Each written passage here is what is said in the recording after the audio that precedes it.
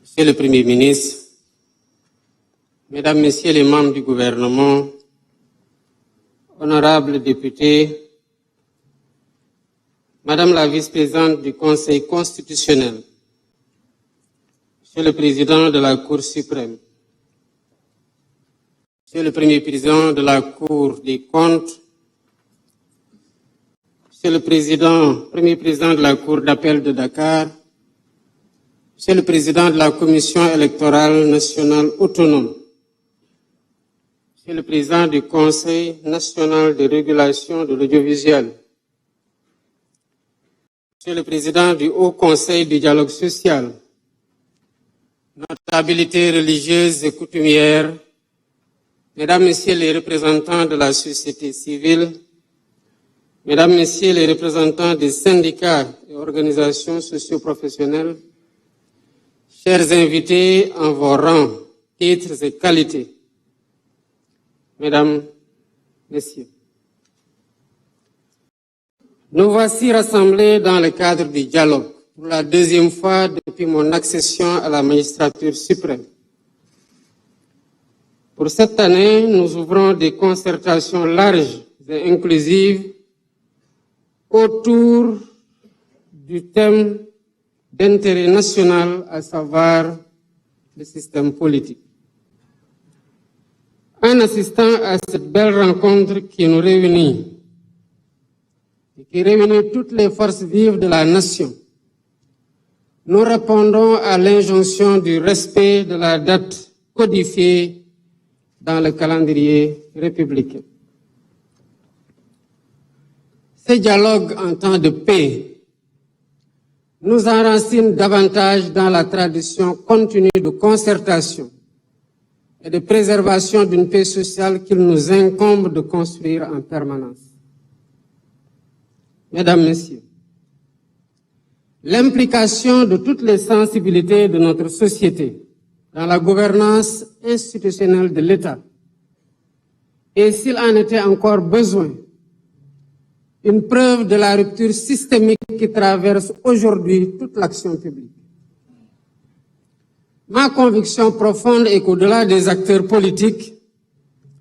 lorsqu'il s'agit de se projeter dans le temps long des réformes qui façonnent notre système politique, toute la société a voix au chapitre. Ainsi devons-nous définir par la quête du consensus et par les délibérations collectives la charpente institutionnelle et normative qui préfigure la vie de notre société politique. C'est toute la vertu d'un dialogue organisé en temps de paix. Non pas donc pour juguler une tension sociopolitique stressante pour toute la collectivité, mais pour écrire ensemble des pages encore plus belles de notre récit politique national. Mesdames, Messieurs,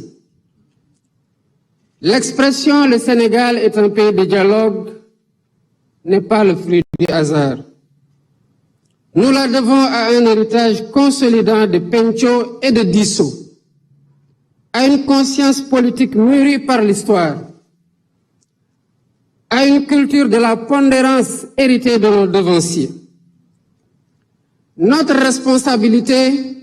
c'est de préserver cet héritage et de le transmettre intact. Au demeurant,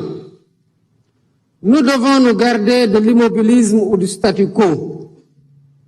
Nous devons interroger régulièrement les dynamiques sociétales dans notre cher pays. En effet, les tensions qui ont traversé le Sénégal sont encore trop vivaces pour être oubliées. Des vies ont été fauchées. Des familles pleurent encore leurs morts. Des blessures morales attendent d'être pansées. En ma qualité de président de la République, je m'incline avec respect devant la mémoire de toutes les victimes qui, de l'indépendance à nos jours, jalonnent le douloureux chemin de notre marche vers une démocratie achevée. J'exprime à leurs familles, à leurs amis et à leurs compagnons de lutte la solidarité de la nation. Mon rôle en tant que garant de l'unité nationale est de tendre la main à toutes et à tous pour rassurer, pour rassembler, pour apaiser et réconcilier, afin de concerter la paix, conforter la paix et la stabilité indispensables au développement économique de notre pays. Dans cette dynamique, le gouvernement assumera la plénitude de sa mission. L'opposition sera respectée et exercera librement ses droits dans le respect de la loi. Mesdames, Messieurs, l'histoire politique récente de notre pays nous commande de réformer pour la postérité. Réformer pour renforcer les acquis démocratiques et garantir davantage la stabilité de nos institutions. Réformer pour expurger de notre système électoral tous les germes de dissension, notamment entre pouvoir et opposition. Aujourd'hui, notre démocratie ne saurait faire davantage l'économie d'une réflexion sur la rationalisation du calendrier électoral, la création d'une commission électorale nationale indépendante, le fonctionnement des organes chargés de l'organisation des élections, l'accès au fichier électoral et sa gestion, la rationalisation des partis politiques et leur financement, le rôle de la justice dans le processus électoral, la dématérialisation du processus électoral, le statut de l'opposition qui doit avoir un contenu réel, l'inscription automatique des primo-votants, la durée des campagnes électorales ou encore les modalités du parrainage, entre autres. Ces concertations, heureusement organisées en dehors de toute échéance électorale, nous offrent une opportunité unique de réfléchir avec sérénité et lucidité sur l'avenir de notre système politique. Ensemble, nous avons la responsabilité de repenser nos institutions en nous appuyant sur les principes fondamentaux de la démocratie, le respect des libertés individuelles et collectives, ainsi que sur les réformes constitutionnelles et législatives indispensables. Les Sénégalaises et les Sénégalais ont eu l'opportunité de contribuer activement à cette réflexion en soumettant plus de 13 000 propositions sur la plateforme Djubanti, lancée seulement le 9 mai 2025. Cela veut dire qu'au-delà de la forte attente de nos compatriotes quant aux résultats de ces assises, cet engouement traduit un encouragement pour tous les participants et un appel pressant au sens des responsabilités afin d'arriver à des consensus forts et productifs. Le peuple sénégalais vous observe. Mesdames, Messieurs, je voudrais à cet instant solennel adresser mes vives félicitations au facilitateur général du dialogue national, le docteur Cheikh Gueye, pour avoir accepté de conduire les travaux. Monsieur le facilitateur général, votre intégrité reconnue et votre attachement indéfectible aux valeurs républicaines seront, j'en suis convaincu, des gages de réussite de ce processus. Je tiens également à saluer avec respect et gratitude l'ensemble des acteurs qui ont répondu à l'appel du dialogue. Votre présence ici aujourd'hui témoigne de votre attachement à la République, à la paix civile et à la grandeur de notre démocratie. Je forme donc le vœu ardent que vos échanges soient empreints de responsabilité, d'écoute et de dépassement de soi, qu'ils soient féconds en propositions audacieuses et réalistes, et qu'ils soient guidés à chaque instant par l'intérêt supérieur du Sénégal. Sur ce, fort de notre engagement commun et de mon attachement indéfectible aux valeurs démocratiques et à la cohésion nationale, je déclare ouverts les travaux du dialogue national sur le système politique. Que Dieu bénisse le Sénégal. Je vous remercie de votre aimable attention.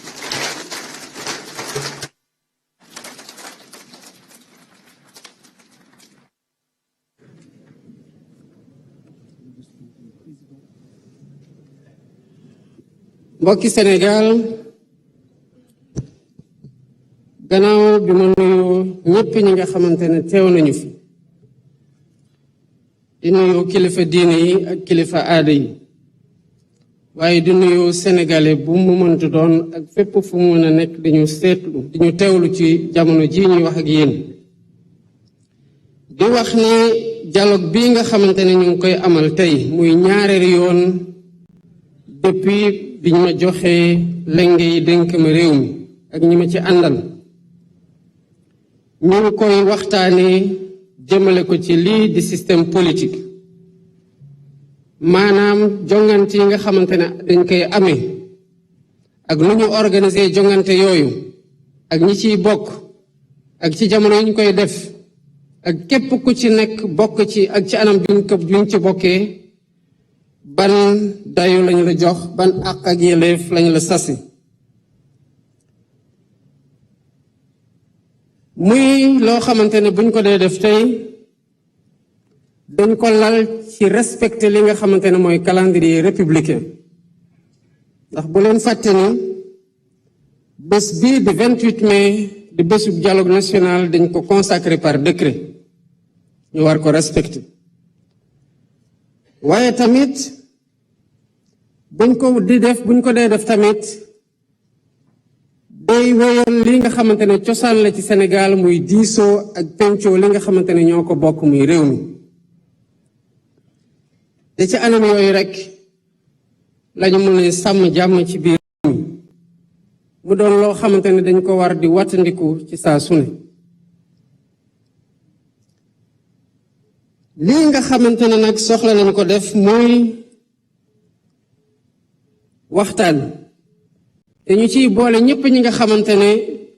am nañu baat ci réew mi te ñëpp lañu war a doon dañ koy def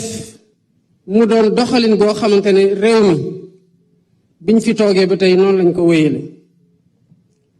daaw ci jamono ji ameloon nañu waxtaan ci assise de la justice biñ ci jógee tëgg nañu benn comité bu liggéey jébal ay textes yu bari fii ak weer wi ñuy dugg muy weeru juin li ci desandi ci seen liggéey dinañ ko jeexal ñu ngi partager tamit lépp li nga xamante ne tukkee na ci liggéey googu te mu nekkoon consensus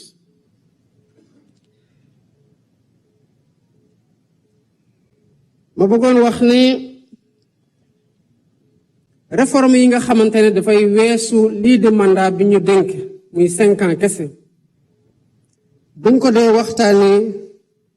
sénégalais bu nekk citoyen bu nekk que ngay politique wala nga bañ a politique am nga ci baat boo xamante ne war nga ci dugal moo tax sama xel day dal ci bi ma gisee ne ñépp ñëw nañ wuyu si muy majorité muy opposition muy société civile muy acteur culturel muy autorité religieuse ak coutumière muy artistes yi muy ñëpp waaye rawatina ñu ànd ceeg ñoo xamante ne xëy na xaaratuñu leen noonu sax ñuy déranger wu ci waxtaan gu toll nii waaye ñëw jëmmale ko seen présence ma bëgg ci ndokkale bu baax a baax le président Moustapha Niass ak le président ak la présidente madame Aminata Mbengue Ndiaye ñu bari ñu wax fii jaar nañu ci code consensuel bu 92 dëgg la jéego gu mag la woon waaye code consensuel 92 terewul woon li am 93 am code consensuel 92 ak malgré lum ñu àndil terewul woon li xew 2011 2012 am code consensuel 92 ak malgré réforme yi ci am par la suite terewul woon li am 2021 am li am 2023 am li am 2024 am kon mënuñu rek tënku ci ne am nañu code bu baax dañ ko gën a ñongal am nañu système politique bu baax dañ ko gën a ñongal tension yi nga xamante ne Sénégal xam na ko ci jamono yi ñu weesu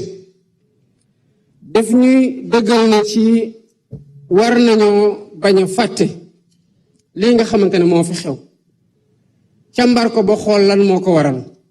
lan moo ci desandi lan lañu war a gën a ñongal lan moo tax waxtaan ci système politique am solo ci misaal Sénégal tey 386 partis politiques ñoo fi am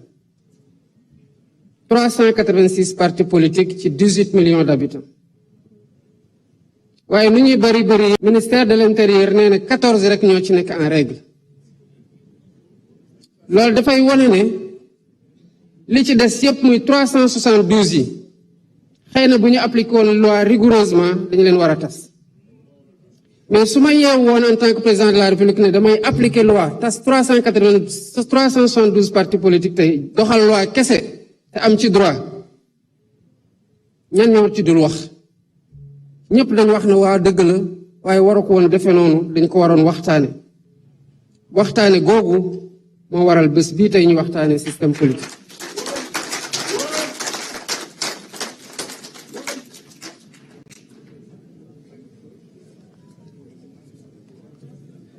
lii ci rafetlu nag ci waxtaan gi mooy heureusement alhamdulilah rabbil alamin benn élection jegewul kon xëy na kenn du wax ne élection yaa ngi waaj a jege moo tax mu bëgg a def nii amul benn agenda caché ci dialogue bii lii tukkee ci lu ñuy waxtaanee fii yéen a koy waxtaanee yéen a koy tënk ci lépp loo xamante ne am ngeen ci consensus bu soobee yàlla dinañ ko appliquer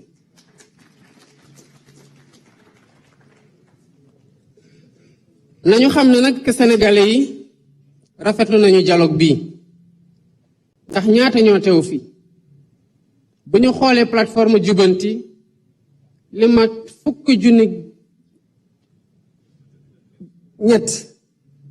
def nañu ay contribution wax seen xalaat ci seen gis-gis ci thématique yoo xamante ne moo nekkoon ci terme de référence yi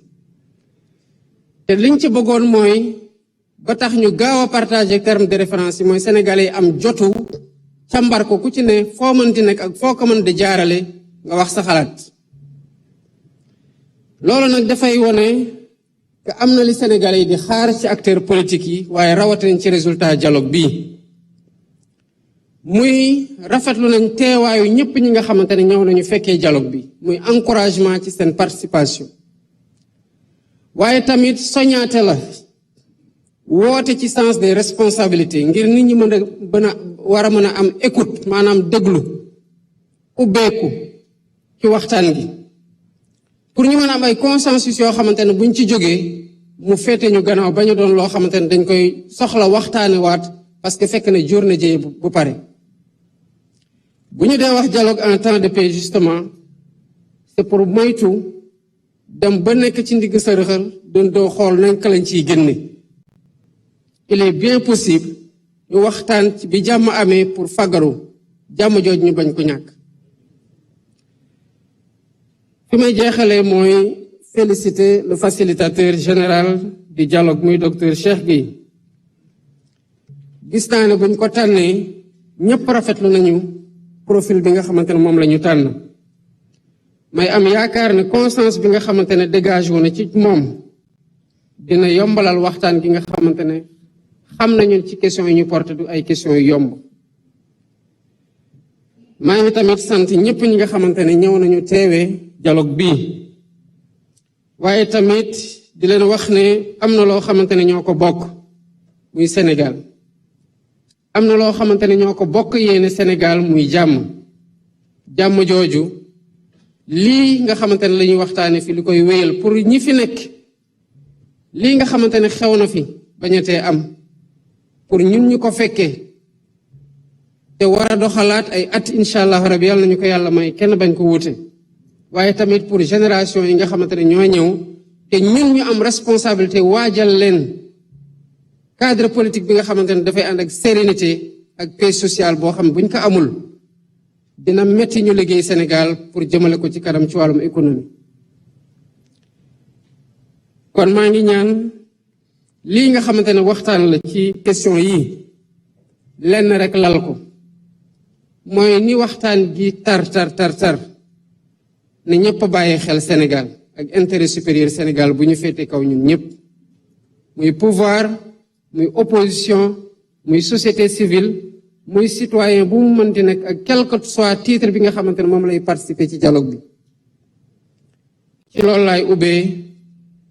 travaux yu dialogue national 2025 sur le système politique di ñaan yàlla def jàmm ak xéwal Sénégal di leen sant di leen gërëm bu baax seen xew.